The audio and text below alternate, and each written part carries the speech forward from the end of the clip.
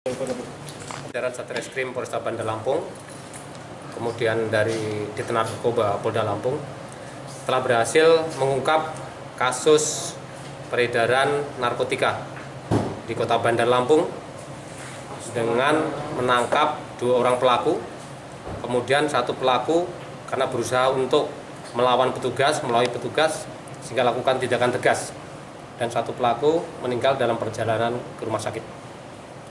Kasus ini kita ungkap berawal dari laporan masyarakat yang sangat resah dengan peredaran narkoba di daerah Sukaraja. Hasil laporan keresahan masyarakat, kita lakukan pengembangan. Kemudian kita berhasil menangkap tersangka Saudara Iman.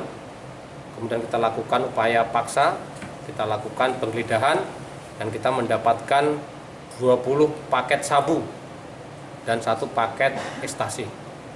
Kemudian dari tersangka Iman kita lakukan kembali pengembangan kasusnya. Kemudian kita berhasil menangkap tersangka atas nama Asep. Kemudian kita lakukan penggeledahan, penyitaan.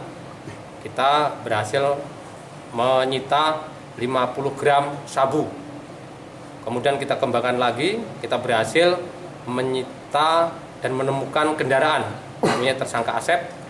Dari situ kita lakukan penggeledahan, kemudian kita berhasil menemukan 1 kg sabu atau 1000 kg sabu.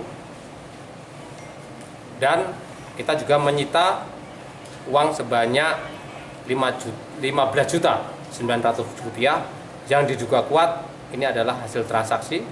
Kemudian kita kembangkan lagi untuk menunjukkan barang bukti dan menemukan tersangka lainnya. Kemudian dalam upaya pengembangan, tersangka berusaha untuk merebut senjata salah satu anggota kami, sehingga kita lakukan upaya untuk melumpuhkan. Kita lakukan tembakan untuk melumpuhkan, kemudian kita bawa ke rumah sakit untuk perawatan, tetapi dalam perjalanan meninggal dunia. 2 tersangka tersebut merupakan residivis dengan kasus yang sama pada tahun 2017. Jadi merupakan tersangka yang baru keluar dari penjara dengan kasus narkoba. Dan barang bukti yang kita dapatkan itu sudah lebih daripada 1 kg, sehingga sudah kita kategorikan sebagai bandar narkoba. Demikian, terima kasih.